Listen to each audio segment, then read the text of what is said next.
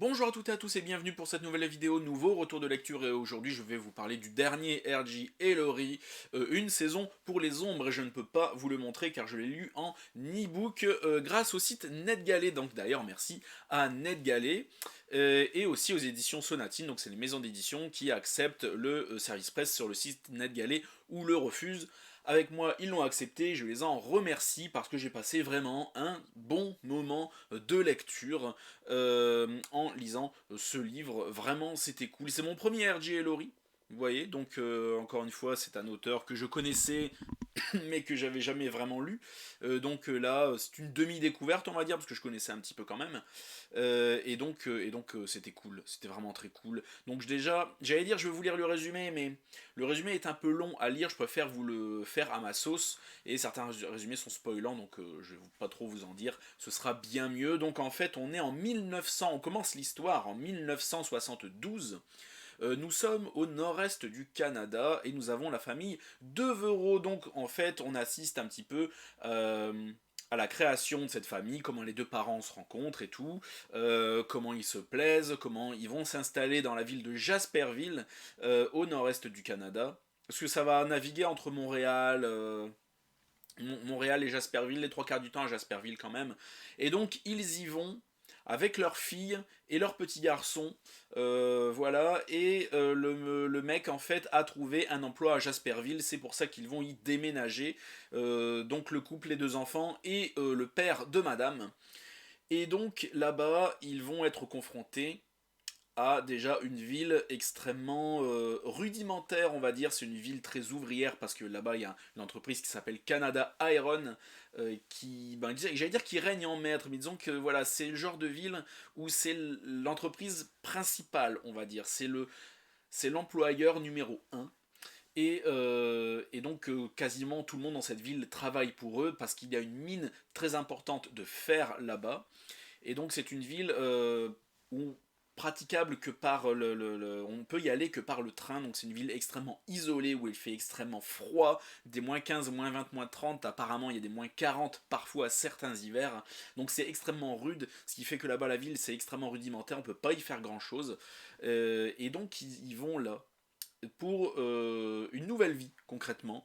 Monsieur a trouvé du travail et donc il a dit ok on va s'installer là-bas, on va redémarrer une nouvelle vie là-bas et ils vont être confrontés sur plusieurs années à des meurtres de jeunes filles qui ont toutes le même âge et globalement la même description. Et comme d'habitude dans les livres que je lis, la question ça va être qui l'a tué, le fameux qui l'a tué et pourquoi qui l'a tué.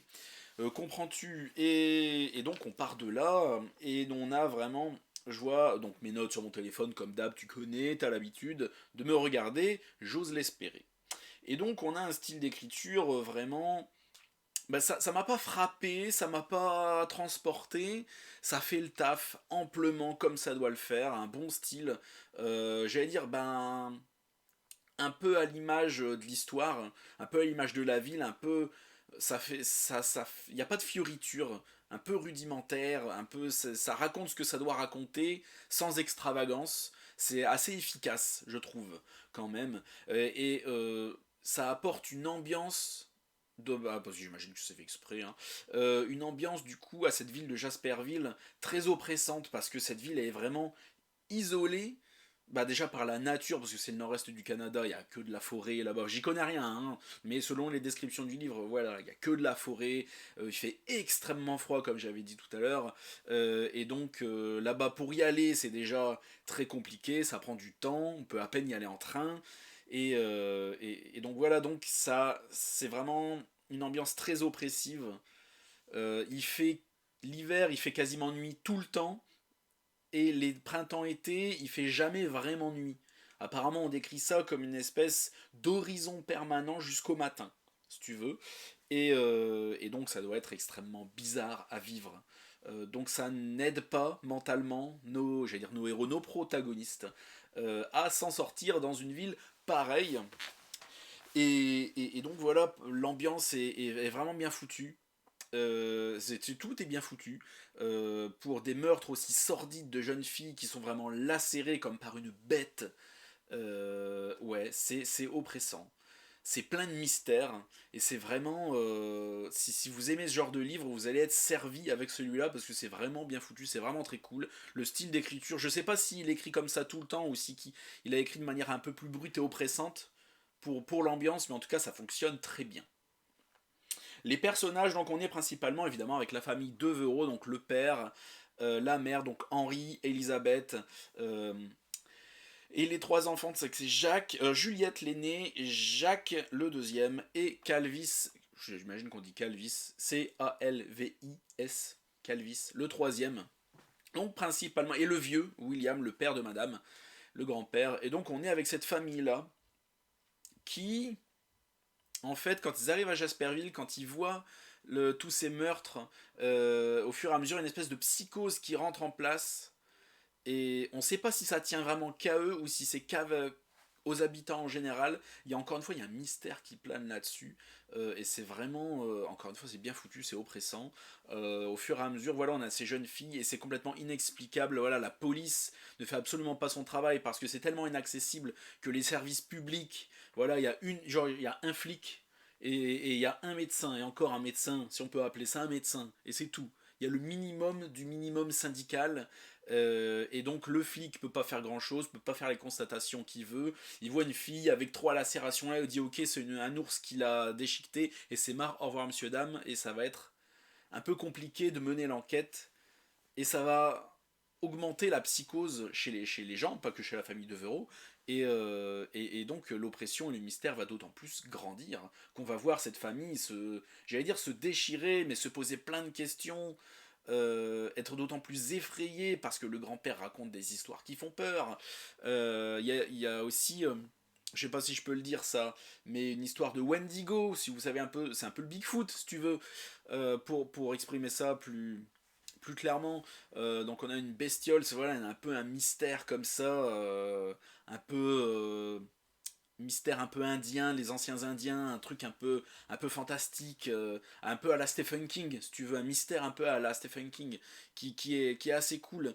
Donc est-ce que c'est vraiment le Wendigo? Est-ce que c'est un meurtre humain? Et qu'est-ce que c'est? Qu'est-ce qui a tué ces jeunes filles? Et c'est là toute la question. Et que de drame dans ce livre, que de drame. Oh, rien de positif, pas une lueur d'espoir, c'est vraiment dramatique. Et si c'est ce que vous aimez, vous allez être servi. Je réfléchis un peu au thème, voilà, y a le thème de la famille Devereux est vraiment une famille soudée, mais qui se dessoude un peu au fur et à mesure. On va voir ce qui mène à leur destruction. Le thème de la famille, de l'isolement, le froid, l'ambiance, tout ça, c'est vraiment très cool.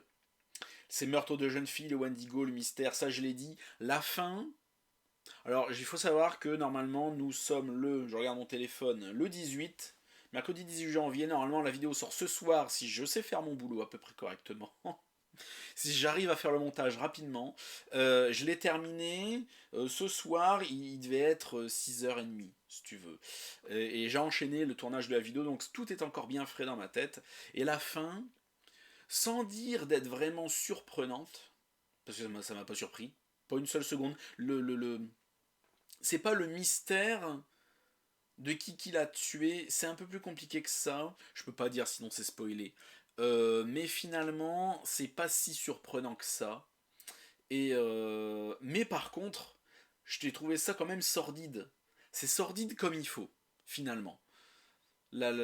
Quand on commence à avoir les choses un peu plus claires dans la deuxième moitié du roman, et surtout le dernier quart, où les révélations commencent à se faire et ça devient plus clair, là, c'est beaucoup moins... Bon, il n'y a plus de mystère, évidemment, mais ça devient beaucoup plus sordide.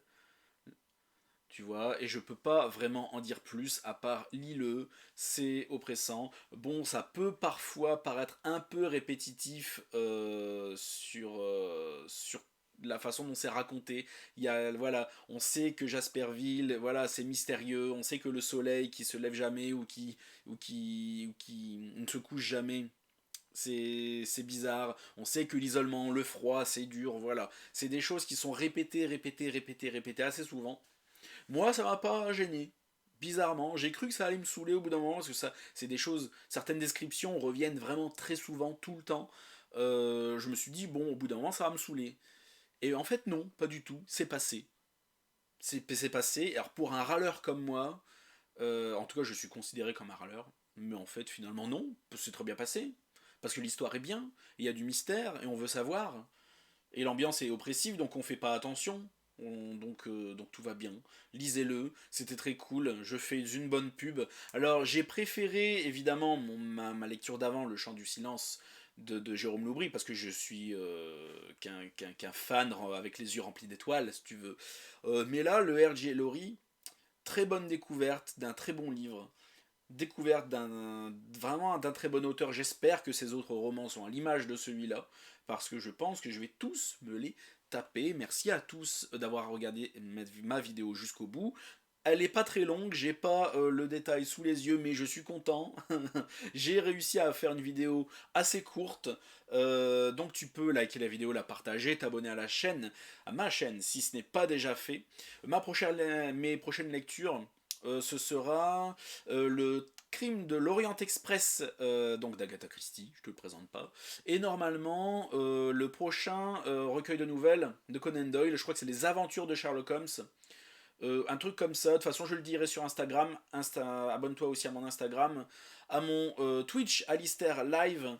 De toute façon tout sera dans la description, le Babelio, mon groupe Facebook aussi. Merci à tous et à la prochaine chez Alistair.